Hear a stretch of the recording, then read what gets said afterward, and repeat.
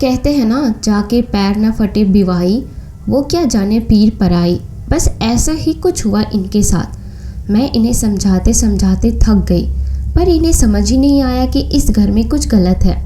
खैर, वो दिन भी आ गया। आज मौसम सर्द था।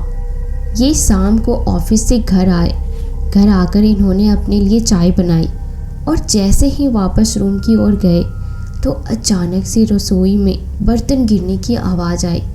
ये पलटकर जैसे ही वापस गए तो देखा एक गिलास रसोई के फर्श पर पड़ा हुआ है और चाय का भगोना गैस के चूल्हे पर रखा हुआ धुआं छोड़ रहा है। पूरी रसोई में धुआं धुआं भर गया। इनका दिमाग घूम गया। जब गैस सिलेंडर से बंद की थी फिर भी गैस जल रही थी। इन्होंने तुरंत गैस चूल्हे को बंद किया और भगोने को सिंक में रखा। ये बड़े शॉकिंग में थे कि ऐसा कैसे संभव है। जब गैस सिलेंडर से बंद की थी फिर कैसे संभव है कि गैस खुली रह जाए। इन्हें लगा हो सकता है कि ध्यान ना रहा हो। इन्होंने फिर से गैस बंद कर दी और चाय लेकर कमरे की ओर गए। टीवी चलाकर चाय पीने लगे। थोड़ी देर बाद जब वे वापस किचन में आए तो देखा पूरे किचन में पानी फैला हुआ था। सिंक भर गई थी और पानी सिंक के बाहर फैल रहा था। इन्होंने जल्दी से नल को बंद किया। देखा तो किसी कचरे की वजह से सिंक का पानी ड्रेन नहीं हो पा रहा था। इनका दिमाग घूम गया। इन्होंने सिंक को साफ नहीं किया। ये वापस अपने कमरे में आ गए। कुर्सी पर बैठे बैठे कब इनकी आंख लग गई इन्हें पता ही नहीं चला। अचानक इनको जोर की ठंड लगने लगी। ये अलसाते हुए उठे तो देखा कि एसी और पंखा दोनों चल रहे थे। गुलाबी सर्दियों के दिन थे तो कोई पंखा भी ना चलाए, एसी तो दूर की बात। इन्होंने अपने दिमाग पर जोर डाला। हो सकता है बेध्यानी में बटन दबा दिया हो। इस समय रात के 8 बज रहे थे। इनका मन नहीं लग रहा था। ये बाहर गए और पास के एक रेस्टोरेंट पर खाना खाने चले गए। वापस आए तो 11 बज चुका था। ये चले आ रहे थे कि तभी इनकी नज़र केयर टेकर की कोठरी पर पड़ी। वहाँ से तेज इत्र की खुशबू आ रही थी और हल्की हल्की गुर्राने जैसी आवाज़ भी आ रही थी। ये धीमे कदमों से उस ओर बढ़ ही रहे थे कि पीछे से अचानक किसी ने उनके कंधे पर हाथ रखा। देखो तो वो केयर टेकर की पत्नी थी। क्या हुआ साहब, कुछ काम था क्या? नहीं, मैं बस ऐसे ही इधर से कुछ आवाज़ सुनी तो ये सकपका गए।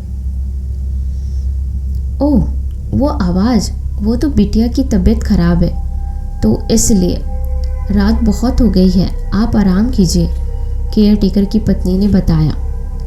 अच्छा, कोई दवाई वगैरह की ज़रूरत हो तो बताना, इन्होंने पूछा। हर मर्ज दवाई से नहीं सही होता है साहब, वो कुछ गहरी सोच में सोचते हुए बोली गई। फिर बोली, ज़रूरत नहीं है, होगी तो ज़रूर बताऊंगी। उसकी बातें इन्हें कुछ अजीब सी लगी, पर ये उसकी बात सुनकर वापस घर में आ गए। इनका मन अजीब सा बेचैन हो रहा था, पर ये चुपचाप आकर लेट गए। इनको नींद की झपकी आ ही रही थी कि तभी इन्हें किसी औरत के रोने की आवाज़ आई जो धीरे धीरे रो रही थी। ये सावधानी से उठे और कौन है की आवाज़ के साथ आगे बढ़ने लगे। इन्होंने बल्ब जलाना चाहा तो देखा बिजली चली गई थी। मोबाइल की रोशनी में ये आगे बढ़ने लगे। रोनी की आवाज़ लगातार आ रही थी। अंधेरे में 2 आंखें चमकी और फिर अंधेरे में गुम हो गई। अब रोनी की आवाज़ बंद हो गई और ज़ोर ज़ोर से हंसने की आवाज़ आने लगी। एक पल को उनका कलेजा अटक सा गया। ये घबरा गए, पर अपनी घबराहट को छुपाते हुए बोले, कौन है, सामने आओ। अचानक से फिर 2 आंखें मोबाइल की रोशनी में चमकी और इनके ऊपर छलांग लगाकर म्याऊं करते हुए निकल गई। ये वही काली बिल्ली थी। ये अचानक हुए हमले से घबरा गए। अचानक पूरे घर में अजीब सा सन्नाटा फैल गया और ऐसा महसूस होने लगा जैसे कई सारे लोग एक साथ अंधेरे में दौड़ लगा रहे हैं। रसोई से बर्तन की आवाज़ आने लगी, जैसे कोई उछाल उछाल कर फेंक रहा हो। मकान के बाहर चारों ओर ऐसे आवाज़ आने लगी जैसे बाहर तेज बारिश पड़ रही हो। मोहल्ले के कुत्ते लगातार और ज़ोर ज़ोर से रोने लगे। वातावरण बुरी तरह से डरावना हो गया। तभी अंदर की ओर पायल की छन छन की आवाज़ ज़ोर ज़ोर से आई, जैसे कोई गैलरी वाले रूम से भागकर अंदर गया हो। ये पीछे पीछे भाग कर गए तो बेडरूम का दरवाज़ा अंदर से अपने आप झट से बंद हो गया और अंदर से ज़ोर ज़ोर से सुबकने की आवाज़ आने लगी और फिर तेज चीख पुकार में बदल गई और फिर एकदम शांति हो गई। ये कुछ समझ पाते उससे पहले ही दरवाज़ा अपने आप चर्र की आवाज़ के साथ खुल गया। ये पसीने पसीने हो रहे थे। इन्होंने खुद को संभालते हुए कहा, कौन है कौन है की आवाज़ के साथ मोबाइल की रोशनी कमरे के अंदर जैसे ही डाली तो सामने का दृश्य देखकर इनके होश उड़ गए। सामने पंखे पर एक लड़की की लाश झूल रही थी। इनके माथे पर पसीना चुहाने लगा। ये वापस जैसे ही पलटे तो देखा कमरे के बाहर लगे शीशे में एक आदमी नजर आ रहा है जो लगातार इन्हें देख रहा है और उसका आकार लगातार बढ़ता जा रहा है। ये सब देखने के बाद ये चक्कर खाकर गिर गए और बेहोश हो गए। सुबह जब इनकी नींद खुली, ये होश में आए तो ये अपने पलंग पर लेटे हुए थे। इन्हें रात का सारा घटना चक्र याद आ गया। ये अब तक रात के सदमे में थे, समझ नहीं पा रहे थे ये सब सपना था या हकीकत। इतना अनुमान इन्हें जरूर हो गया था, जो सब इन्हें यानी अपनी बीवी का मानसिक रोग लगता था वो कहीं ना कहीं सच में था। इनका सर बुरी तरह से दर्द कर रहा था। जैसे ही इनकी नज़र पंखे पर पड़ी तो इन्हें घबराहट हो गई। ये तुरंत घर से बाहर आए। बाहर केयर टेकर की बीवी उसकी कोठरी के पास खड़ी थी। वो इनको देखकर बोली, क्या हुआ साहब, तबीयत ठीक नहीं है क्या? लगता है नींद पूरी नहीं हुई है आपकी। उसकी बात सुनकर इनका पारा गर्म हो गया। इन्हें रात वाला दृश्य याद आ गया जिसमें कोठरी में लड़की का अजीब रूप देखा था।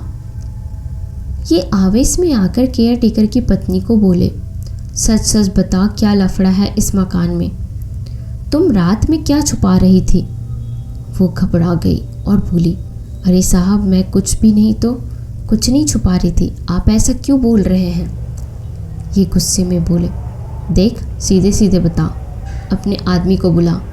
मेरा दोस्त पास के थाने में है, मैं अभी पुलिस बुलाता हूँ।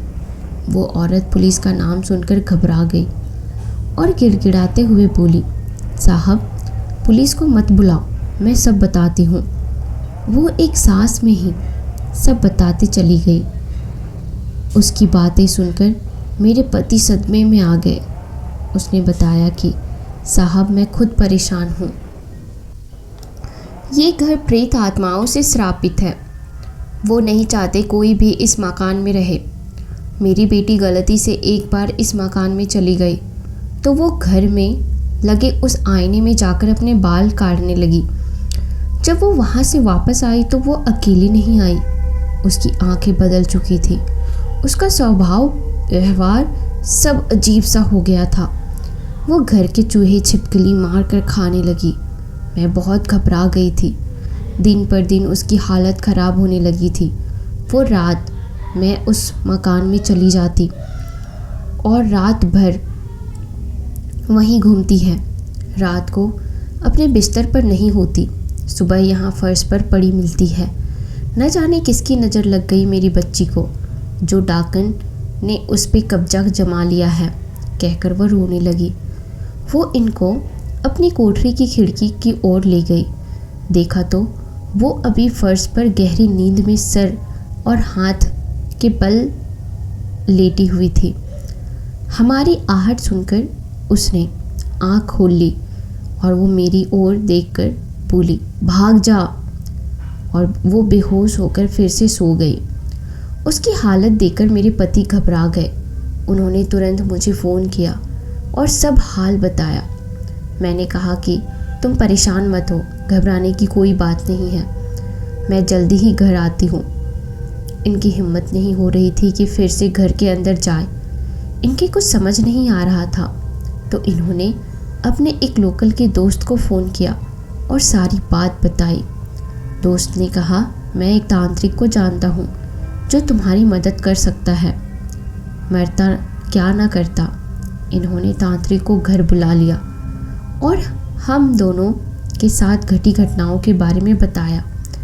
तांत्रिक ने घर के दरवाजे में पैर रखते ही वहाँ की नेगेटिविटी को अनुभव कर लिया। उसने इनको एक 50 का नोट दिया। उसको ऊपर की जेब में रखकर सारे घर का चक्कर लगाने को कहा।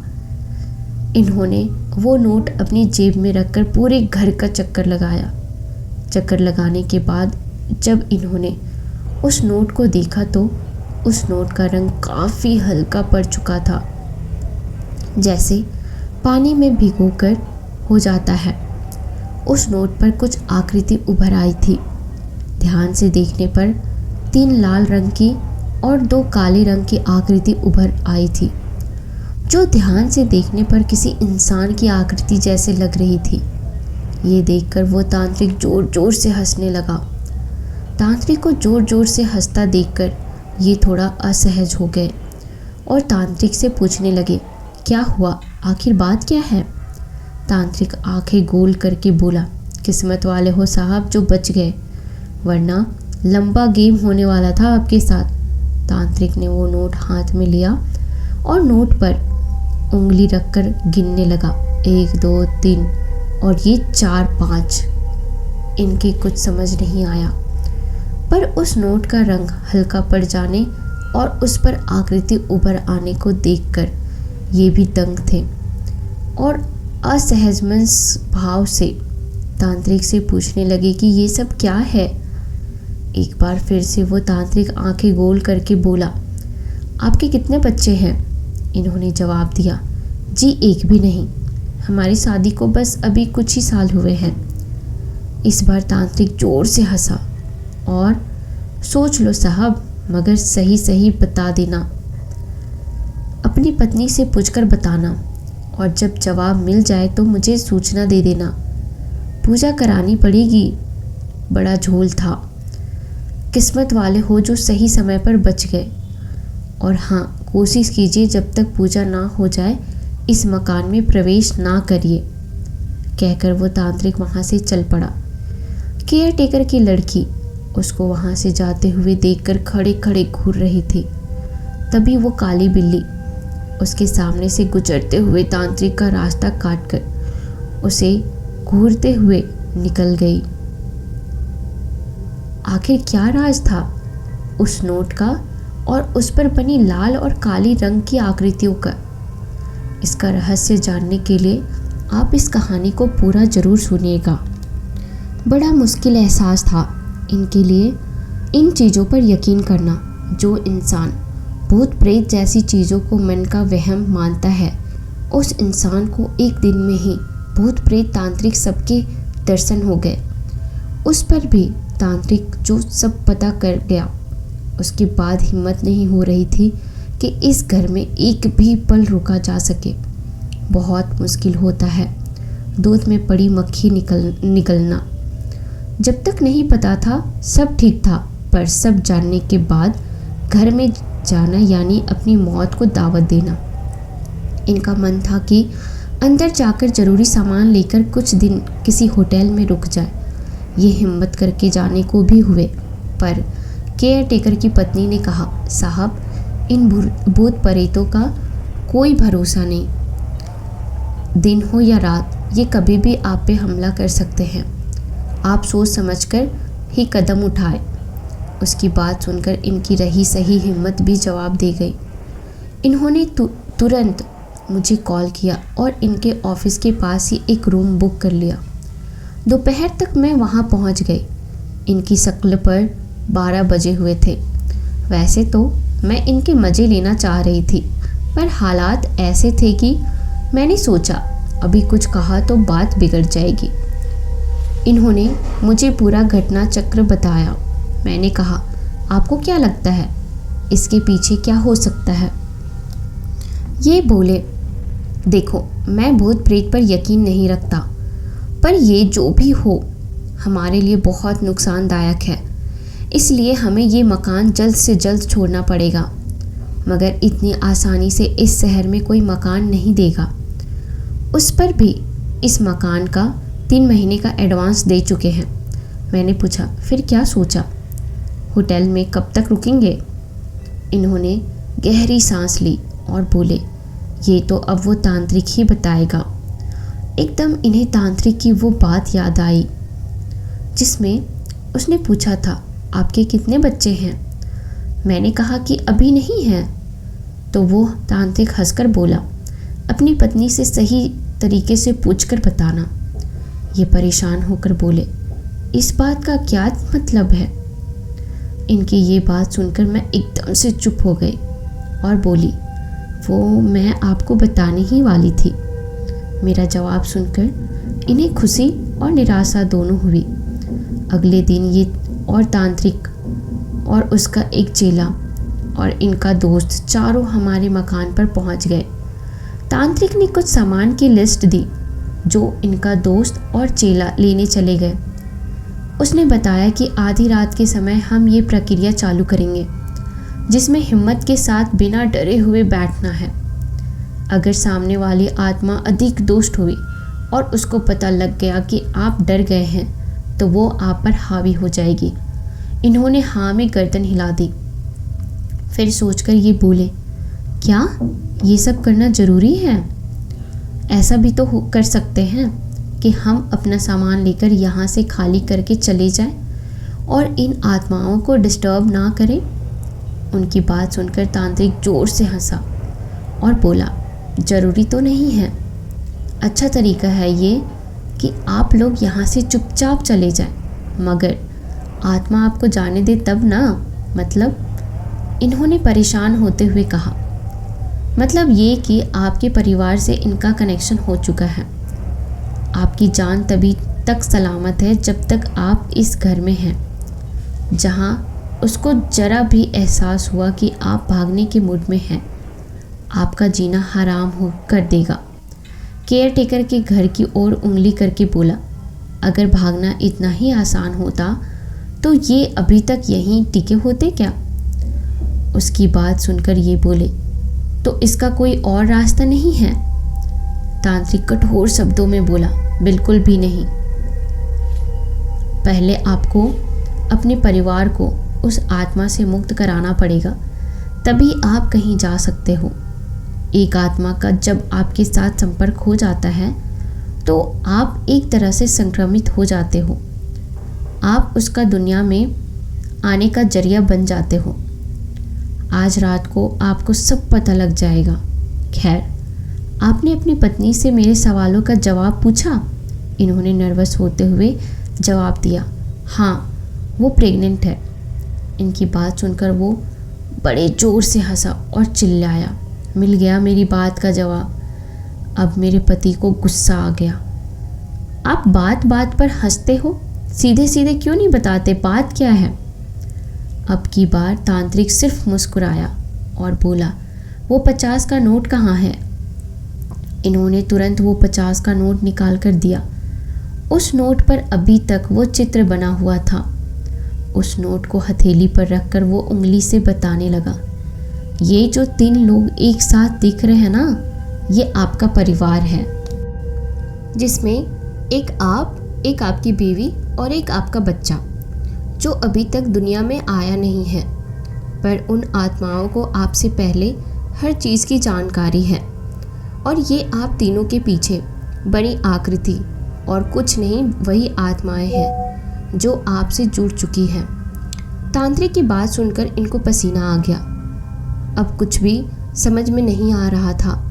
बात आईने की तरह साफ थी। दिन गुजर गया। तांत्रिक रात होने का इंतजार करने लगा। घर में घुसने से पहले मेरे पति और केयरटेकर की पत्नी को एक एक ताबीज़ गले में पहनने के लिए दे दिए गए थे।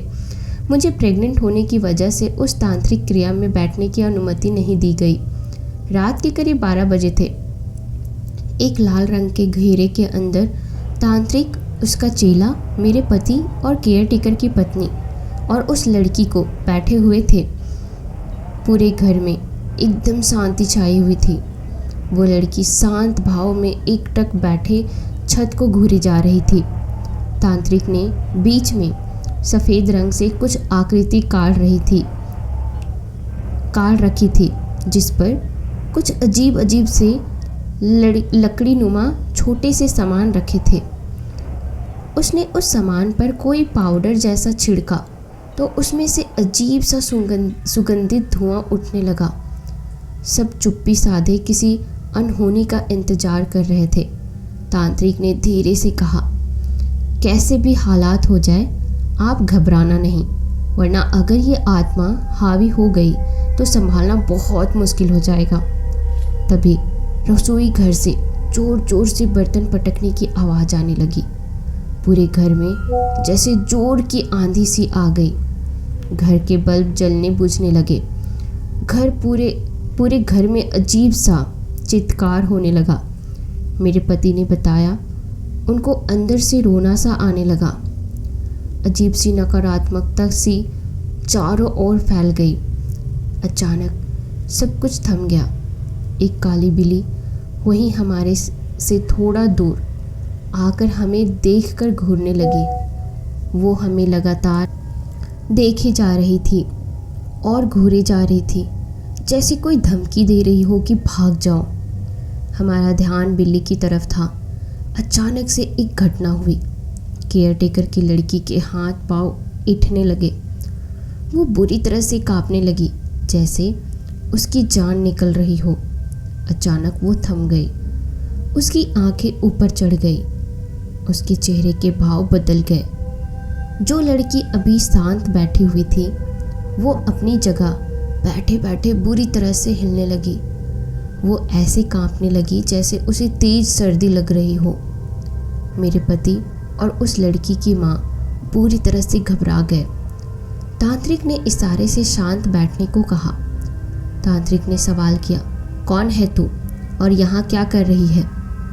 लड़की ने आंखें ऊपर करके जवाब दिया, ये मेरा घर है। तू कौन है जो यहाँ चला आया?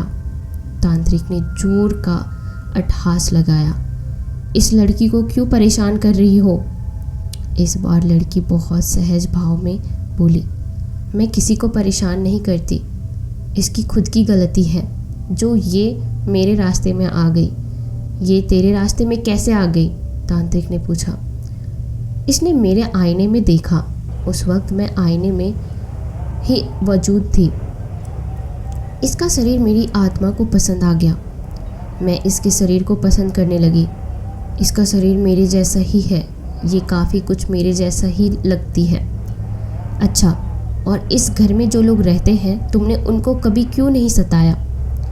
वो मैं नहीं बता सकती। देख, तुझे बताना तो पड़ेगा, वरना मैं तेरा वो हाल करूँगा। कहकर तांत्रिक ने कोई काले रंग का पाउडर जैसा लड़की के मुंह पर मारा। वैसे ही लड़की बुरी तरह से तड़पने लगी। छोड़ दो मुझे, मत परेशान करो मुझे, वो मुझे सताएगा, प्लीज़ छोड़ दो। मैं एक दुष्ट आत्मा नहीं हूँ, पर मैं मजबूर हूँ। कहकर वो लड़की जोर जोर से रोने लगी। कौन सताएगा? वो जिसने ये घर कब्जा कर रखा है, मेरा मालिक। मैं उसकी गुलाम हूँ। जैसे इंसान में ताकतवर और कमज़ोर होते हैं, वैसे ही आत्माओं में भी ताकतवर आत्मा और कमज़ोर आत्मा होती है। ताकतवर आत्मा कमज़ोर आत्मा को सताती है। देख, जो भी है सच सच बता, मैं तेरी आत्मा को शांति दिलवाऊंगा। तांत्रिक ने कहा, अगर तूने मेरी बात नहीं मानी तो मैं तुझे तड़पाऊंगा। ये बात सुनकर वो लड़की जोर जोर से रोने लगी और मेरे पति की ओर देखकर बोली, वो नहीं चाहता कि ये परिवार इस घर को छोड़कर जाए। इसलिए उसने इसकी पत्नी को एहसास तो कराया मगर कभी परेशान नहीं किया। उसकी नज़र इसकी पत्नी पर है। वो इसकी पत्नी के सहारे इस दुनिया में फिर से आना चाहता है। जब इसको पता लगा इसकी पत्नी गर्भवती है तो इसने उस समय का इंतज़ार करना शुरू कर दिया जब वो इसकी दुनिया में आने वाले बच्चे को मारकर उसकी जगह खुद ले लेता। जब इसकी पत्नी को आत्माओं का एहसास हुआ तो उसने अपने पति से शिकायत की मगर किसी ने उसका भरोसा नहीं किया बल्कि इसको ही पागल बता दिया, जिसका फ़ायदा वो उठाने की फिराक में था। इसलिए उसने इसकी पत्नी को परेशान नहीं किया। मगर जब इसकी पत्नी इस घर से अचानक चली गई तो उसको लगा कि उसका प्लान कामयाब नहीं हो पाएगा। इसलिए उसने इसको परेशान करना शुरू कर दिया। तुझे तो सब मालूम है ना कुसुम, तू क्यों नहीं बोलती कुछ? उस लड़की ने आंखें तैरते हुए केयर टेकर की पत्नी की यानी अपनी माँ को देखा तो उसकी माँ ने घबराहट में हाँ में गर्दन हिला दी। केयर टेकर की पत्नी को सब पता है। ये जानकर मेरे पति को बहुत गुस्सा आ गया पर वो कुछ बोले नहीं, बस घूर कर रह गए। बड़े ही अजीब अनुभव थे इनके लिए। ये बिल्कुल चुपचाप सब कुछ देख रहे थे। तांत्रिक बोला, हम तेरी बात कैसे मान ले कि तू सच कह रही है? हो सकता है तो अपनी जान बचाने के लिए कहानी भी गढ़ रही हो। तांत्रिक की बात सुनकर लड़की के अंदर घुसी आत्मा को अब गुस्सा आ गया। वो अब केयर टेकर की पत्नी की ओर देखकर गुस्से से बोली, तू क्यों नहीं बोलती कुछ? तुझे तो सब पता है ना। अपनी बेटी का ये रूप देखकर वो घबरा गई और बोली, ये सही कह रही है, बिल्कुल सच बोल रही है ये, मैं सब जानती हूँ, आपको बाद में सब बताऊँगी। औरत की बात सुनकर तांत्रिक चुप होकर कुछ सोचने लगा। फिर बोला, तू क्या चाहती है अब? इस लड़की और इस घर को छोड़ने का क्या लेगी? सुनकर लड़की रोने लगी। मैं कुछ नहीं चाहती, बस मुक्ति चाहती हूँ। इस लड़की को मैंने कभी परेशान नहीं करना चाहा। इस लड़की की खुद की गलती से इसने मुझे चुना है। मैं इसको छोड़ दूंगी, बस मुझे मुक्ति दिलवा दो। तांत्रिक जोर से हंसकर बोला, मैंने पहली बार किसी आत्मा को ऐसे रोते हुए देखा है। या तो तू बहुत अच्छी आत्मा है या फिर ये तेरा कोई ड्रामा है। तांत्रिक की बात सुनकर लड़की को गुस्सा आ गया। वो तांत्रिक की ओर गुस्से से देखकर बोली, मैं भी पहले इंसान ही थी पर मेरी हत्या कर दी गई। मेरी आत्मा तब से भटक रही है। यहाँ की दुनिया बहुत ख़राब है। जैसे इंसानों के संसार में ताकतवर लोग कमज़ोर को परेशान करते हैं, वैसे ही यहाँ भी यहाँ की दुष्ट आत्माएं कमज़ोर आत्माओं को अपना गुलाम बनाकर रखती है। फिर सुबक कर बोली, मेरे पिताजी को स्वप्न आते थे जिसमें इस घर में धन गड़ा होने के सपने उनको अक्सर आते थे, जिसको पाने के लिए उन्होंने एक अघोरी तांत्रिक से संपर्क किया, जिसने उनको विश्वास दिलाया कि वो उनको पूरा गड़ा हुआ खजाना दिला देंगे। मगर उसको लालच आ गया और उसने मेरे पिताजी को धोखा दे दिया। बात करीब 20 साल पहले की है। ये इलाका शहर से दूर आसपास जंगल जैसा इलाका था। मेरे परिवार के नाम पर यहाँ मेरे पिताजी ही थे। मेरे बाकी के परिवार के लोग गांव में रहते थे। मेरी पढ़ाई की वजह से हम यहाँ इस मकान में रह रहे थे। रमेश काका, जो केयर टेकर था अभी, को पिताजी ने गांव से बुला लिया था, जो खेतीबाड़ी और सुरक्षा के मकसद से यहाँ मकान के बाहर ही एक टीन की झोपड़ी में रहते थे। रामू काका अधेड़ उम्र के हमारे रिश्तेदार थे, जो गरीब थे, जिन्हें पिताजी ने अपने साथ रख रखा था। वो घर के छोटे मोटे काम कर दिया करते थे, जो गांव आते जाते ही रहते थे। इस घर के पीछे एक बेर का पेड़ भी था, जिसमें एक झूला भी टंगा हुआ था। मैं अक्सर अकेले ही उस पेड़ से पत्थर से बेर तोड़कर खाया करती थी।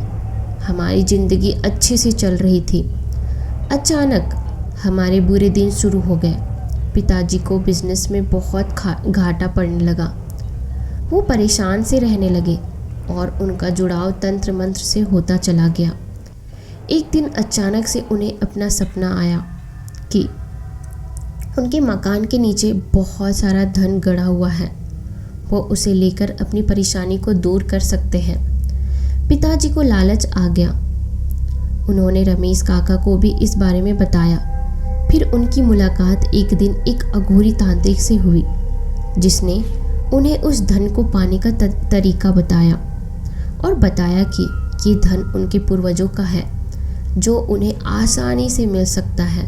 पर समस्या ये है कि इस मकान पर उस बेर के पेड़ की छाया है, जिस पर एक प्रेत निवास करता है। उस पेड़ को काटना पड़ेगा, तभी वो प्रेत धन को मुक्त करेगा।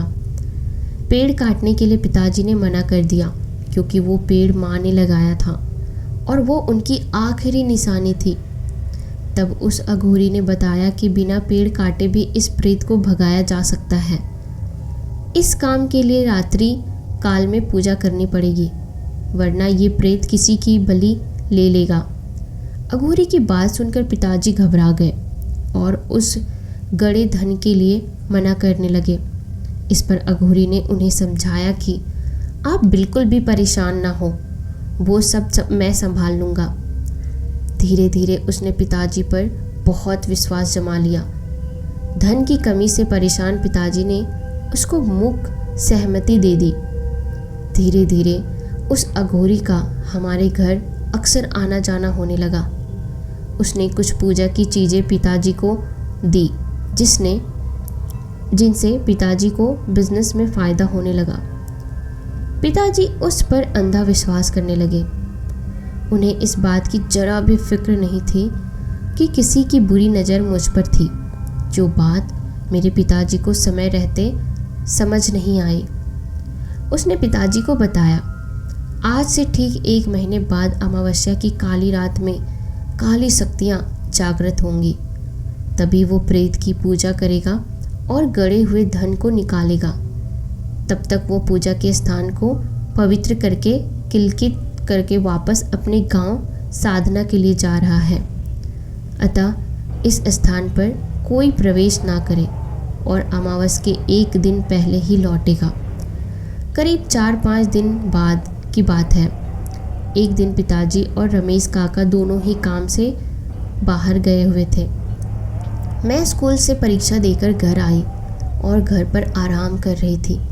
तभी वो तांत्रिक घर पर आया और मुझसे पीने को पानी मांगा। मैंने पीने को पानी दिया। वो मुझे गलत नज़रों से देख रहा था। मैं घबरा कर घर के अंदर चली गई। अंदर रामू काका ने ये देख लिया तो वो आकर उसको डांटने लगे। वो घसीट कर रामू काका को तलघर में ले गया और उनका मुंह ढककर उनकी जान ले ली। रामू काका को मरा देखकर वो घबरा गया। उसने मुझे प्रताड़ित करना शुरू कर दिया। वो मेरे साथ गलत हरकत करने लगा और उसका दबाव भी बनाने लगा। उसने मुझे ज़बरदस्ती पकड़ करके बाद में मेरा मुंह बंद करके मुझे फांसी के फंदे पर मुझे एक पंखे से लटका दिया। फिर तलघर में जाकर रामू काका को ज़मीन के अंदर खोद कर गाड़ दिया।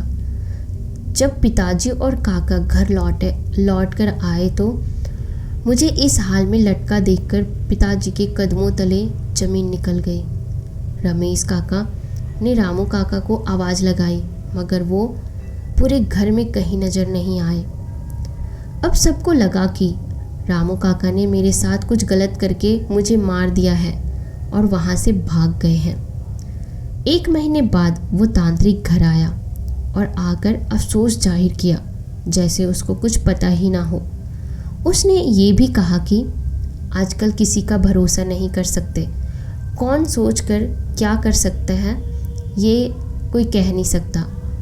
आपके रिश्तेदार नौकर जिसको आपने पनाह दी थी वो ऐसा कर भी सकता है, ये हमने सोचा भी नहीं था। इस हादसे के बाद पिताजी टूट चुके थे और वो अब किसी भी तरह का गड़ा धन के लिए मना कर चुके थे, मगर तांत्रिक जिद पर अड़ा हुआ था। मगर इस बार उसने अजीब इच्छा व्यक्त की, वो अकेले ही पूजा करेगा। उसको पूरे घर में कोई नहीं चाहिए। उसने पिताजी को कहा कि प्रेत आपके परिवार से नाराज है, इसलिए आपके घर में ऐसा हुआ है। उसने आपके नौकर की मत फेर दी, उसके अंदर प्रवेश करके ये सब कराया है। अब आप धन ले या ना ले, प्रेत आपके घर को बर्बाद कर देगा। आपकी बेटी की आत्मा की शांति के लिए भी यह पूजा जरूरी है, वरना आपकी बेटी को भी शांति नहीं मिल पाएगी। आप एक दिन के लिए अपने गांव चले जाइए। वो इस घर में अकेला ही रात्रि में तंत्र साधना करेगा। पिताजी ने कुछ सोचकर उसको अनुमति दे दी। पिताजी और रमेश काका गांव जाने के लिए चल दिए। उस तांत्रिक ने अगले दिन रात के 10 बजे उस मकान के तलघर में प्रवेश किया और उस तलघर की खुदाई करने लगा। वो पसीने से लथपथ जल्दी जल्दी खुदाई करने में लगा था। थोड़ी ही देर में रामू काका की लाश उसने खोद कर निकाल दी। वो इस बात से अनजान था कि 2 जोड़ी आंखें उस पर नज़र बनाए रखी हुई थी। अचानक से उसकी पीठ पर किसी ने जोर से डंडा मारा तो वो गिर पड़ा और जोर से चिल्लाया, कौन है? जब उसकी नज़र सामने गई तो देखा पिताजी और रमेश काका हाथ में लाठी लेकर खड़े हुए हैं। उन दोनों को देखकर वो घबरा गया और अपनी घबराहट छुपाने को बोला, आपकी बेटी के हत्यारे को मैंने ढूंढ लिया है। आपके नौकर ने ही आपकी बेटी को मार दिया था और खजाने के लालच में वो यहाँ खुदाई कर रहा था तो प्रेत ने उसको भूमि में जिंदा गाड़ दिया। उसकी बात सुनकर पिताजी को और गुस्सा आ गया। उन्होंने उसको बुरी तरह पीटना शुरू कर दिया और बोले, तेरी पोल खुल गई है, अब धूर्त सब सच सच बता दे। अपनी पोल खुली देख वो अपनी असली रूप में आ गया और ज़मीन पर लेटे ही जोर जोर से हंसने लगा। फिर रुक कर बोला, तुझे पता कैसे लगा कि मैंने ही ये सब किया है? पिताजी ने एक लात उसके सीने पर मारी और गुस्से से बोले, अपराधी कितना भी सातिर क्यों ना हो, मगर उसकी एक गलती को उसको पकड़वा ही देती है। तुम मुझसे कहकर गए कि तुम आज ही गांव जा रहे हो। जब तुम सब बातों से अनजान थे तो तुम्हें कैसे पता चला कि रामू बेटी को मारकर भाग गया है? मगर तुम उस दिन पहले मेरे घर आए और तुमने खुद ही बता दी कि रामू काका भाग गया है, जबकि ये बात हमने किसी को नहीं बताई।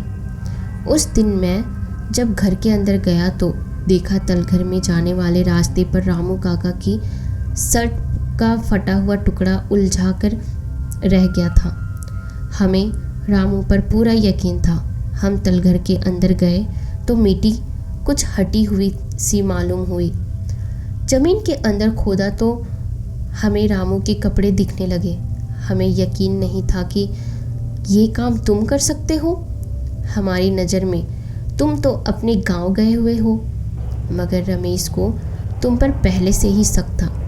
मैं तो तुम्हारे जादू में इतना डूब चुका था कि मैं सपने में भी नहीं सोच सकता था कि ये काम तुम कर सकते हो। रमेश ने इस बारे में मुझसे बात करने की कोशिश भी नहीं की, मगर मैंने उसको डांट दिया।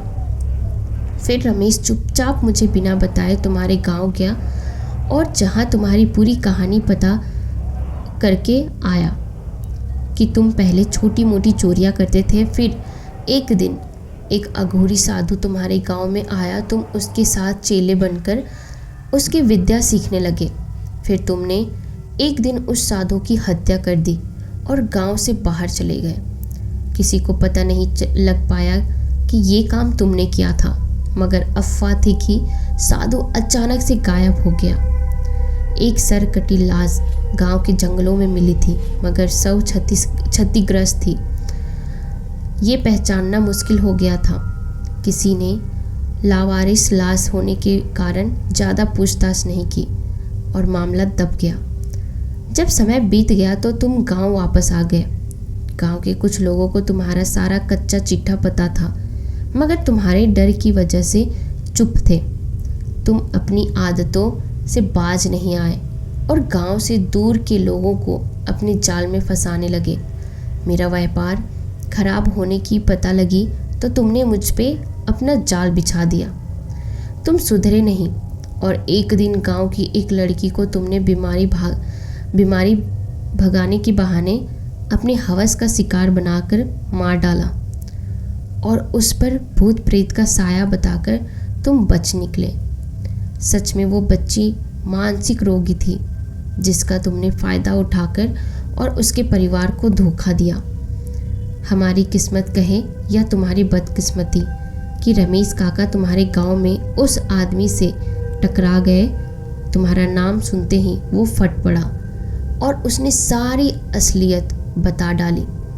हमने और लोगों से भी पता किया तो सबने डरते डरते ऐसा ही कुछ बताया कि तुम एक धूर्त इंसान हो। और हमारा सच तब और यकीन में बदल गया जब पता लगा तुम अपने गांव में गए ही नहीं हो। हम तो बस इंतज़ार कर रहे थे कि तुम कब एक गलती करो और हम तुम्हारा पर्दाफाश करें। पिताजी की बात सुनकर वो ज़ोर से हंसा और बोला, तो तुम मेरी सारी कुंडली पता करके आया है? तुझे क्या लगता है तू मुझसे बच पाएगा? कहकर उसने पिताजी पर झपटा मारा और छाती पर बैठकर उनका गला दबाने लगा। इसी उठापटक में पिताजी ने उसको धक्का दिया तो वो वहीं ज़मीन में गड़े नुकीले डंडे पर गिर गया जो उसके दिल के आर पार हो गया। ये वही लोहे का नुकीला दंड था जो वो तांत्रिक अपने साथ लाया था। पिताजी की मंशा उसको मारने की नहीं थी, सज़ा दिलाने की थी, मगर उसकी मौत उसके कारण ही हुई। मगर उस दुष्ट के आखिरी शब्द थे, तेरी बेटी को इस जहां में भी नहीं छोड़ा और जा रहा हूं मैं उसकी दुनिया में, वहां भी उसको चैन नहीं लेने दूंगा, कहकर मर गया। मरकर भी उसने अपनी हैवानियत नहीं छोड़ी। मेरी आत्मा को कष्ट पहुंचाने लगा, मेरी आत्मा को अपना गुलाम बना लिया। मेरी अकाल मृत्यु हुई थी तो मुझे अभी तक मुक्ति नहीं मिली है। वो मुझे हर रोज़ यातना देता है। इंसान से भी बुरा हस्त्र होता है मेरा। अकाल मृत्यु का आत्मा कभी भी शांत नहीं होती। रामू काका को भी इसने यातना दी, लेकिन वो ईश्वर के भक्त थे और उनका समय भी पूरा हो गया था तो वो स्वयं ही मुक्त हो गए। तुम्हारी अकाल मृत्यु हुई है पर तुम्हारे शरीर का तो क्रियाक्रम कर दिया गया था, फिर क्यों भटक रही हो? मुझे मारने से पहले इस तांत्रिक ने मेरे शरीर से मेरे बाल और कपड़े लेकर मुझ पर जादू कर दिया था। मेरे शरीर को जलाने के बाद भी मुझे मुक्ति नहीं मिली है और वो खुद अपनी और मेरी मुक्ति नहीं चाहता। वो मेरी जैसी बहुत सारी आत्माओं पर राज करके शक्तिशाली बनना चाहता है। हमारे तांत्रिक ने पूछा, वैसे वो इस वक्त है कहाँ? वो उसी बेर के पेड़ पर निवास करता है जो मकान के पीछे बना है। कहते हैं केयरटेकर की लड़की बेहोश हो गई। अगला दिन जब तुम्हें ये सब कुछ पता था तो तुम लोगों ने हमें बताया क्यों नहीं? मेरे पति गुस्से से फट पड़े। हमसे गलती हो गई साहब, यही हमारे जीवन यापन का साधन है। सब साहब लोग बाहर चले गए थे तो यही हमारे खर्चे का स्रोत था। जब उस लड़की की आत्मा ने तुम्हारी बेटी को पकड़ रखा था तो तुमने कोई कोशिश क्यों नहीं की? आपको क्या पता साहब हमने क्या क्या नहीं किया। वो लड़की की आत्मा बुरी नहीं है, उसको मजबूर किया जा रहा था। वो एक जरिया थी। वो आत्मा कभी भी हमें परेशान नहीं करती, मगर वो उस तांत्रिक के प्रभाव में थी। एक दिन उसने हमें सब कुछ बता दिया तो हमारा डर खत्म हो गया, मगर चिंता बढ़ गई। हमने सपने में भी नहीं सोचा था कि उस तांत्रिक की आत्मा भी हो सकती है। हमने कई बार यहाँ से भागने की कोशिश की, मगर हर बार असफल रहे। फिर हार कर हमने इस ज़िंदगी को स्वीकार कर लिया। उस तांत्रिक की आत्मा की इच्छा थी कि इस घर में कोई गर्भवती महिला आए और उसके सहारे से वो इस दुनिया में कदम रखना चाहता था। हमें माफ़ कर दीजिए, ये सब हमने खुशी से नहीं किया, वरना वो हमारी बेटी को जान से मार देता, कहकर दोनों पति पत्नी रोने लगे। मैंने अपने तांत्रिक से बात की और पूछा इसका क्या हल है? तो उसने कहा कि ये बहुत ही गंभीर समस्या है। इसका हल मेरे गुरुजी के पास हो सकता है। यहाँ से 30 किलोमीटर दूर एक गांव में जंगल के बीच काली माँ का मंदिर है। वहाँ वो निवास करते हैं। वो मंदिर घने जंगलों के बीच है, जहाँ शाम होने के बाद जाना संभव नहीं है। इतनी सारी समस्याओं में पड़ने के बाद मैं नौकरी को तो भूल ही गया था। ऑफिस में कॉल करके मैंने कुछ दिन की छुट्टी के लिए अप्लाई कर दिया। पत्नी होटल में थी तो उसको कॉल करके बोल दिया कि तुम्हें कुछ दिन और होटल में रहना पड़ेगा, मैं इस मकान की व्यवस्था कर रहा हूँ। अगर उसको बोलता कि जंगलों में जा रहा हूँ तो शायद वो घबरा जाती। मैं और वो तांत्रिक एक बाइक द्वारा उस जंगल के लिए निकल पड़े। करीब 1 घंटे में हम उस स्थान के पास पहुँच गए। वो एक स्टेट हाईवे था। यहाँ से आगे जाने के लिए पैदल जाना था। बीच में रेलवे की एक क्रॉसिंग थी जहाँ फाटक नहीं लगा था। वहाँ पास में ही एक चाय की टपरी थी जो उस तांत्रिक का जानकार था। हमने बाइक वहीं खड़ी कर रख दी थी और पैदल ही चल दिए। रेलवे लाइन को क्रॉस करके हम पैदल चलने लगे। सड़क टूटी फूटी हुई थी जहाँ बाइक चलना भी मुश्किल थी। करीब 300 मीटर के बाद वो टूटी फूटी सड़क भी अब नहीं थी, सिर्फ पैदल चलने का रास्ता मात्र था। चलने में लग रहा था कि हम किसी ऊंचाई की तरफ जा रहे हैं। आसपास चारों ओर घने पेड़, कीड़े मकोड़े आसानी से देख सकते थे। डर भी लग रहा था, इन झाड़ियों के बीच किसी सांप बिच्छू पर पैर चला गया तो यही सारे काम हो जाएंगे। कभी लगता अचानक से कि कोई जंगली जानवर सामने आकर खड़ा ना हो जाए। हमारा तांत्रिक सरपट चला जा रहा था जैसे उसका रोज का काम हो। वो देखने में तांत्रिक जैसा लगता ही नहीं था। साधारण शर्ट पैंट पहना भागा चला जा रहा था। मैं नीचे रास्ते में संभल कर कदम रखते हुए आगे बढ़ रहा था। कभी पैरों में कोई झाड़ी उलझ जा रही थी तो कभी किसी सांप का होने का एहसास होता था। वो कहते हैं ना, मन में डर हो तो रस्सी भी सांप नज़र आती है। वो मुझसे करीब 100 मीटर आगे चल रहा था और मेरी परेशानी को समझ गया। उसने मुझे वहीं से आवाज़ लगाकर कहा, बिना डरे चलिए साहब, महाराज जी का क्षेत्र है, उनकी मर्जी के बिना यहाँ पत्ता भी नहीं हिलता। कीड़े मकोड़े की क्या मजाल जो आपको छू भी जाए। मुझे उसकी बात सुनकर तसल्ली और आश्चर्य दोनों हुए। मैं फिर भी सावधानी से चलता रहा। करीब 20 से 25 मिनट पैदल चलने के बाद हम उस मंदिर के सामने खड़े थे। मैं एक अनजान आदमी के साथ अनजान जगह पर था। कोई घटना घट जाए तो किसी को पता भी ना चले। मैं अपनी बेवकूफ़ी पर अफसोस जता रहा था। मैंने समय देखने के लिए मोबाइल पर नज़र मारी तो दोपहर के 12:15 बज रहे थे और मोबाइल से नेटवर्क गायब थे। मन में उम्मीद और डर दोनों ही थे। थक गया था मैं। मुझे पैदल चलने की आदत नहीं थी। बहुत दिन बाद इतना पैदल चला हुआ होऊंगा मैं। तो मेरी सांसें फूलने लगी। जंगल का सुंदर नज़ारा आंखों में बस गया था। डर और आनंद का मिला जुला मिश्रण महसूस हो रहा था। दोपहर के 12:15 बजे भी ऐसा लग रहा था जैसे शाम होने वाली हो। बहुत ही रमणीय दृश्य था। पास में ही एक नदी बह रही थी। वो तांत्रिक सामने मंदिर के अंदर चला गया। मैं दूर से खड़ा देख रहा था। तब तक ना जाने क्या सूझा, मैं उस नदी के किनारे जाकर अपने मुंह को धोने लगा। तभी अचानक से पीछे से किसी ने मेरे कंधे पर हाथ रखा। जंगल में अचानक से किसी के हाथ रखने से मैं घबरा गया। देखा तो एक आदमी था जो साधु जैसे वस्त्र में था। मैंने घबरा कर पूछना चाहा कि आप कौन हो। तब तक उस आदमी ने मुस्कुराकर उस तांत्रिक की ओर इशारा किया जो मेरी तरफ अंदर आने का इशारा कर रहा था। अपने तांत्रिक को देखकर मुझे तसल्ली हुई। मैं उस आदमी के साथ मंदिर की ओर जाने लगा। अब हम मंदिर के अंदर पहुंच गए थे। मंदिर बहुत ही प्राचीन लग रहा था। मंदिर ऊंचाई पर था, जैसे किसी पहाड़ी पर स्थित हो, परंतु रास्ता इस तरह बना था कि आप अंदाज नहीं लगा सकते कि आप पहाड़ी पर चल रहे हो। ऊंचाई का अंदाज़ा मंदिर के प्रांगण में पहुंचकर लगा, जहां से नदी और बाकी का जंगल नीचे नजर आ रहा था। चारों ओर बने पेड़ की शाखाएं मंदिर को चारों ओर से घेरी हुई थी। उस आदमी ने कहा, आप दर्शन कर लीजिए, तब तक महाराज जी आ रहे हैं।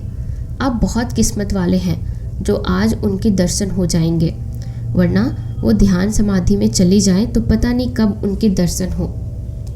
मैंने मंदिर के दर्शन किए। प्राचीन काल की मूर्तियाँ थी। एक काली माँ की मूर्ति थी, एक हनुमान जी का मंदिर था और एक भैरवनाथ जी का मंदिर। सभी पर फूल चढ़े हुए थे।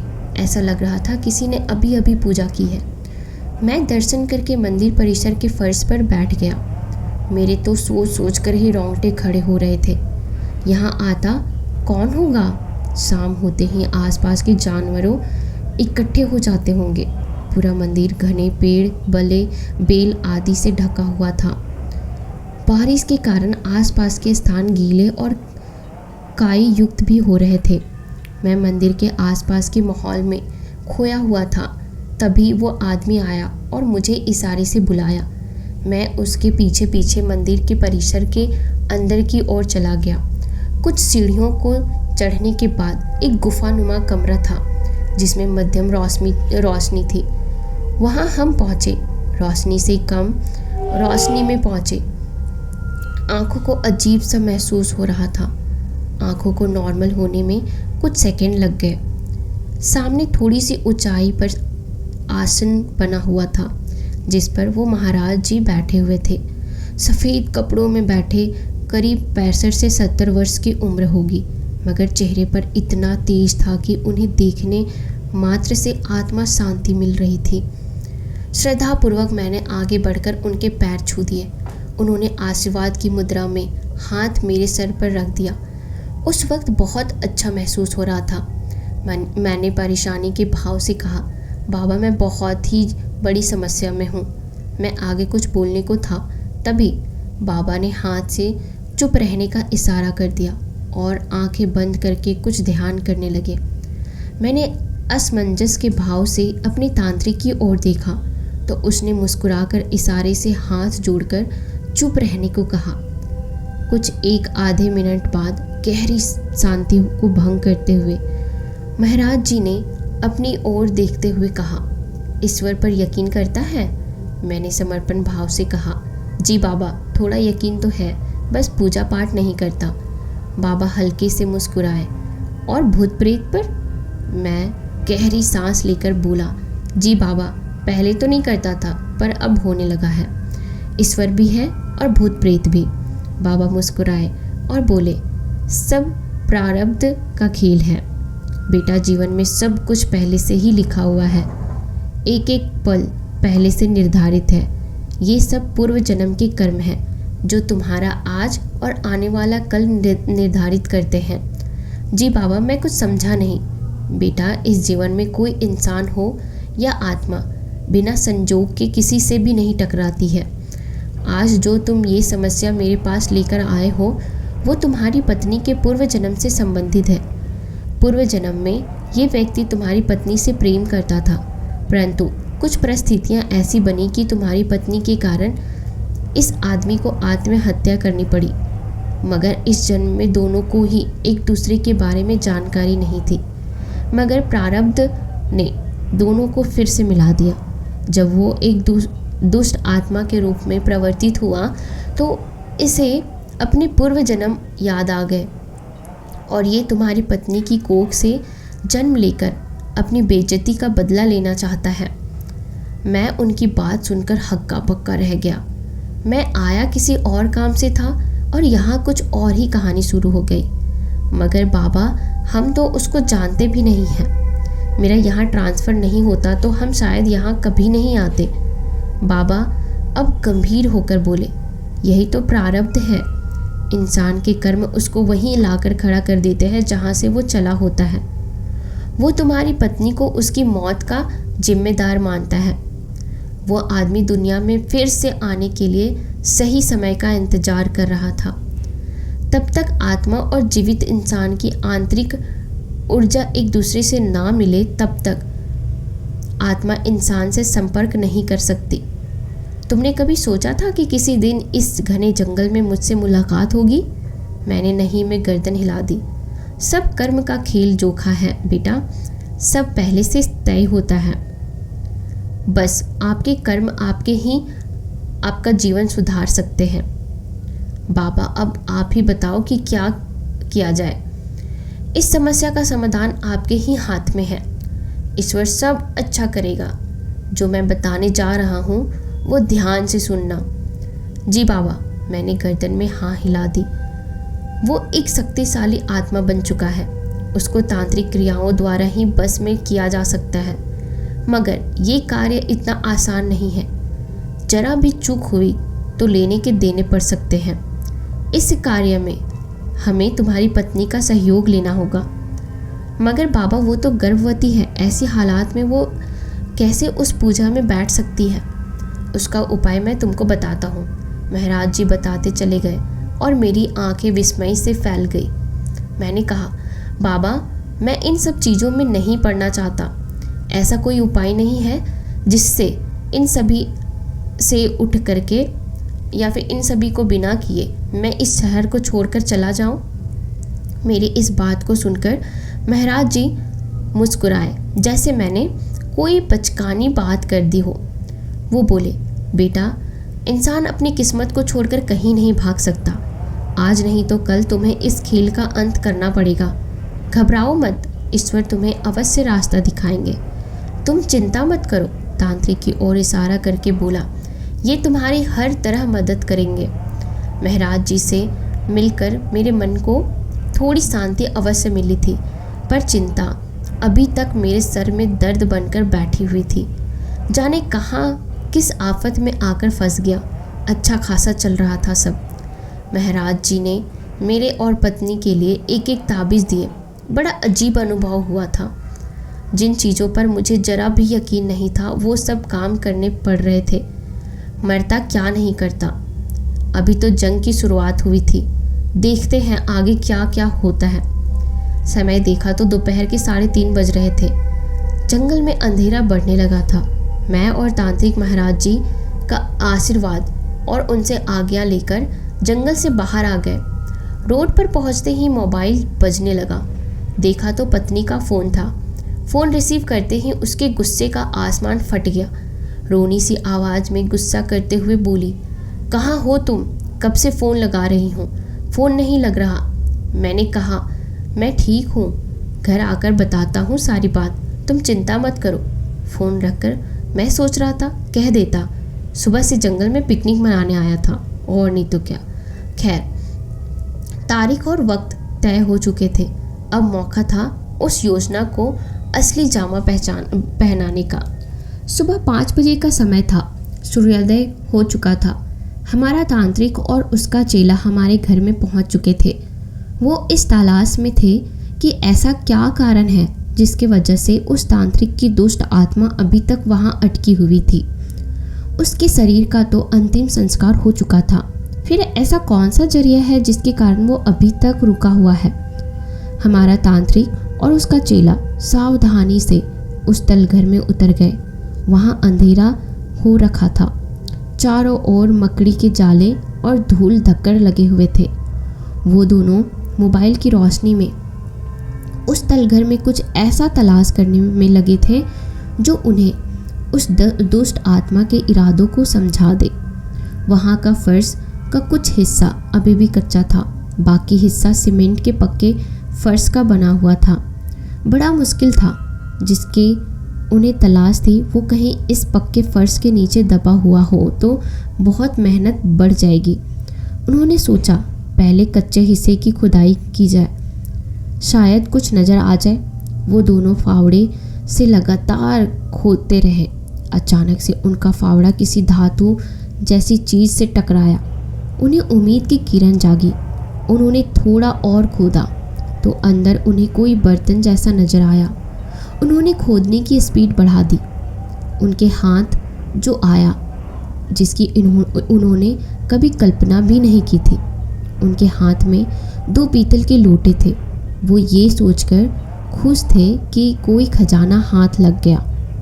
वो दोनों लोटे एक छोटी सी प्लेट से ढके हुए थे। उस प्लेट को कसकर इस तरह किसी चीज़ से चिपकाया गया था जिससे आसानी से नहीं खुल जाए। उन्होंने अब वहाँ ज़्यादा देर रुकना सुरक्षित नहीं समझा और दोनों ही चुपचाप वहाँ से निकलकर बाहर आ गए। हम तीनों एक सुनसान स्थान पर आकर मिले। उन लोटों को खोलकर देखना सब चाहते थे, मगर हिम्मत किसी में नहीं थी। मेरी तो बिल्कुल भी नहीं। खैर, उस तांत्रिक ने बिना हिचक किए उसे खोलने लगा। उन लोटों को खोलते ही हम तीनों के चेहरे की चमक गायब हो चुकी थी। उन लोटों में कोई अशरफिया या सोने चांदी के सिक्के भी नहीं भरे हुए थे। उसमें कुछ अजीब सा कोई पैकेट था जिसे किसी लाल कपड़े के टुकड़े में बांधकर रखा गया था। उस कपड़े को खोलते ही हमारे आश्चर्य का ठिकाना न रहा। उस कपड़े के अंदर बालों का एक गुच्छा और सिंदूर और चावल और सूखा हुआ नींबू पड़े हुए थे। उसमें एक सफ़ेद रंग का टुकड़ा भी था जिस पर लाल रंग के छींटे थे जो हल्के पड़ गए थे। मुझे ये सब देखकर सांप सूंघ गया। दूसरा लोटा खोला तो उसमें भी यही सामान था। कोई तो बहुत बड़ा झोल था। हमारा तांत्रिक कुछ सोचने लगा, फिर बोला, पता लग गया वो क्या चाहता है। अब उसका इलाज होकर रहेगा। मुझे तो कुछ नहीं समझ आया। मैंने पूछा, क्या चाहता है वो? तांत्रिक ने जवाब दिया, महाराज जी ने ठीक बताया था। बहुत शातिर है वो व्यक्ति। मरने से पहले उसने सारी व्यवस्था कर ली थी, वहाँ रुकने की, खुद को शक्तिशाली बनाने की और फिर से जन्म लेने की। मतलब, मैं मुंह फाड़कर बोला, मेरे तो सब सर के ऊपर से जा रहा था। तांत्रिक मेरी ओर मुखातिब होकर बोला, वो शातिर तांत्रिक जानता था कि किसी भी वक्त वो पकड़ा गया तो कुंडली के हिसाब से उसकी मृत्यु उस काल में निश्चित है। उसने मरने से पहले अपने शरीर से बाल और रक्त रंजित कपड़ा इस लोटे में तांत्रिक क्रिया करके गाड़ दिया, जिससे उसकी आत्मा को मुक्ति ना मिल सके और वो और ताकतवर होकर अन्य आत्माओं पर राज कर सके और सही वक्त आने पर वापस किसी गर्भवती महिला के सहारे दोबारा जन्म ले सके। इस मकान मालिक की लड़की को वो पसंद करने लगा था, तो उसकी आत्मा को अपने साथ रखने के लिए उसके साथ भी उसने ऐसा ही किया होगा। ये दोनों लोटे उन्हीं दोनों के हैं। अब यही सामान इन दोनों की मुक्ति का साधन बनेगा। वो सोच भी नहीं पाएगा उसने जो खेल रचा था वो पूरा होने से पहले ही खत्म हो जाएगा। मगर इस ऐसी आत्माओं को इतनी आसानी से मुक्ति नहीं मिलती है। इन्हें तो बांध कर रखा जाए, यही इनकी सज़ा है। एक सांस में सब कुछ बोल गया वो तांत्रिक। वो गहरी अंधेरी रात थी जिसमें मैं, तांत्रिक और उसका चेला को उस पूजा में बैठना था। उस मकान के पीछे एक आंगन बना हुआ था जो आंगन और बगीचे का मिला जुला स्वरूप था।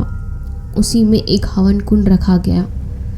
उस तांत्रिक ने अलग अलग तरह की पूजा सामग्री रखी हुई थी और उसके पास ही 2 बड़े दीपक बिना जले हुए रखे थे। मुझे तो देख देख कर ही घबराहट हो रही थी। रात 12 बजते ही उसने मंत्र उच्चारण करना शुरू किया। वो उस बेर के पेड़ पर बैठी आत्मा का आह्वान करने लगा जिससे वो मजबूर हो जाए और उस घर में आने को। मेरी पत्नी ने 12 बजते ही घर में प्रवेश किया और उस तांत्रिक द्वारा बनाए गए लाल रंग के सुरक्षा घेरे में खड़ी हो गई। मेरे अंदर बहुत डर बैठ गया था, मगर उसने मुझे विश्वास दिलाया कि जब तक गुरु जी का दिया हुआ ताबीज़ उनके गले में है, इनको कोई छू भी नहीं सकता। मेरी पत्नी को समझा दिया गया था कि कैसे भी हालत आए इस घेरे से बाहर नहीं निकलना है। इधर तांत्रिक ने उस आत्मा का आवाहन किया, उधर घर के अंदर तेज आंधी सी आ गई। घर की लाइट जलने बुझने लगी, बर्तन रसोई में गिरने लगे। वो दुष्ट आत्मा उस घर में आ चुकी थी मगर नज़र नहीं आ रही थी। वो मेरी पत्नी के पास पहुंचकर समझ गया कि ये उसे फंसाने की साजिश है। वो उसके पास मेरे रूप में पहुंचा और बोला, चलो यहाँ क्यों खड़ी हो? मेरी पत्नी को पहले ही समझा दिया गया था, जब तक हम तीनों एक साथ नहीं आ जाए तब तक इस घेरे से बाहर नहीं निकलना। मेरी पत्नी ने हिम्मत दिखाई और उसकी ओर नहीं देखा और उसको कोई जवाब भी नहीं दिया। वो पुरजोर कोशिश में था कि किसी तरह ये बाहर आ जाए। वो अपने छलाबे दिखाता रहा, मगर मेरी पत्नी टस से मस ना हुई। अब उसने अपना असली रूप दिखाना शुरू कर दिया। घर में तेज आंधी चलने लगी। घर का सामान, दीवार पर लगी तस्वीरें इधर उधर उड़ने गिरने लगी। मेरी पत्नी ने आंखें बंद कर ली। उसी समय में उस तांत्रिक के 4 साथियों ने वो बैर का पेड़ काट डाला। स्थिति काबू से बाहर होते देख उसने वहाँ से जाने की कोशिश की तो इधर हमारे तांत्रिक ने मंत्र तेजी से पढ़ना शुरू कर दिए और उस एक लोटे में मिले बाल को उस आग कुंड में डाल दिया। बाल आग कुंड में डलते ही अजीब सी मांस जलने की गंध आई और उस आंगन में तेज आंधी सी चलने लगी। तांत्रिक ने मुझे समझा दिया था कि कितनी भी विपरीत परिस्थितियां आ जाए, घबराना नहीं है और अपने आसन को तो छोड़ना बिल्कुल भी नहीं है। वहाँ का माहौल अजीब सा नकारात्मक सा हो गया। अचानक से आंधी रुक गई और सब कुछ सामान्य हो गया। अचानक से वहाँ रखा एक दीपक अपने आप जल गया। तांत्रिक ने फुर्ती दिखाते हुए तुरंत उस लोटे में रखा वो सफ़ेद कपड़ा उस आग में डाल दिया और अपने पास रखे एक अजीब से लोटे जैसे बर्तन में उस दीपक को जलता ही हुआ रख कर उस बर्तन का मुंह कपड़े से ढककर उसको कसकर बांधकर अपने थैले में रख दिया। फिर उसने दूसरे लोटे में रखे सारे सामान को एक साथ उस अग्नि कुंड में डाल दिया।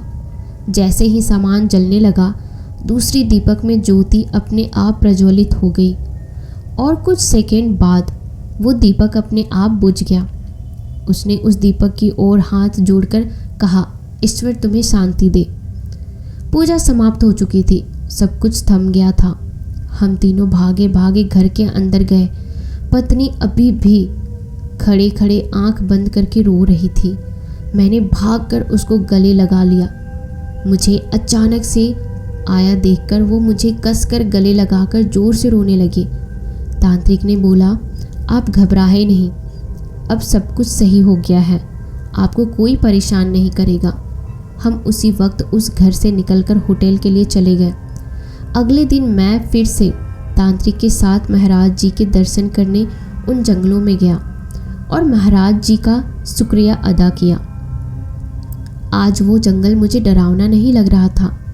वहाँ से लौटते वक्त मैंने अपने तांत्रिक से पूछा, तुमने एक लोटे का सामान डाला तो एक दीपक जल गया, दूसरे लोटे का सामान डाला तो दूसरा दीपक जल गया, मगर तुमने एक ही दीपक को अपने पास बंद करके रखा और एक दीपक को अपने आप जलकर बुझ गया।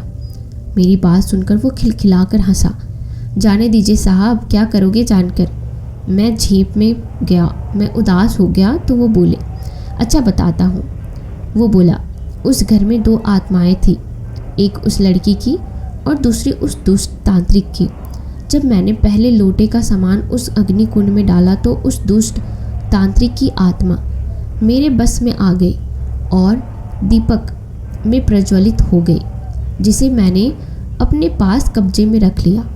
और जब दूसरे लोटे का सामान उस अग्नि कुंड में डाला तो उस लड़की की आत्मा आई, जो दीपक में प्रज्वलित होकर स्वयं आई और अपनी उपस्थिति दिखाकर मुक्त हो गई। वैसे ही वो दीपक बुझ गया। मैंने आश्चर्य के साथ कहा, मतलब उस दुष्ट की आत्मा मुक्त नहीं हुई?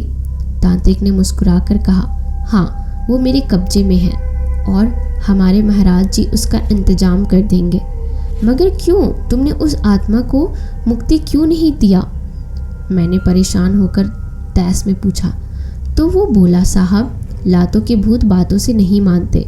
वो दुष्ट आत्मा मुक्त होना ही नहीं चाहती थी। अगर मैं उसको मुक्ति देने की कोशिश भी करता तो वो शायद भाग जाती और किसी को परेशान करती, इसलिए उसकी जगह यही है। एक आखिरी सवाल। और मैंने कहा, उसने परेशान होकर कहा। बोलिए, आपको कैसे पता चला कि पहले लोटे में उस दुष्ट की ही सामान था और वो मेरी इस बात पर ऐसे हंसा जैसे कोई बचकाना सवाल कर दिया हो। उसने कहा, साहब, दूसरे लोटे में जो बाल थे वो लंबे बाल थे जो किसी लड़की के हो सकते हैं। उसकी बात को सुनकर मैं निरुत्तर हो गया। अगला दिन हम उस मकान को हमेशा के लिए खाली करके जा रहे थे, मगर उस मकान में एक जोड़ी आंखें हमें अभी भी देख रही थी। वो आंखें थी काली बिल्ली की, जो अभी भी लगातार हमको ही घूरे जा रही थी। उसको नज़रअंदाज करके उस मकान की ओर आखिरी बार नज़र डालकर हम वापस चल दिए, मगर एक सवाल अभी भी दिमाग में दौड़ रहा था। उस घर में रह रही उस बिल्ली का क्या मकसद है? जो भी हो, खैर, हमें क्या, हम इस घर में तो क्या इस शहर में भी दोबारा ना आए की कसम खा चुके थे, मगर ये मकान हमें कभी ना भूलने वाला सबक दे चुका था।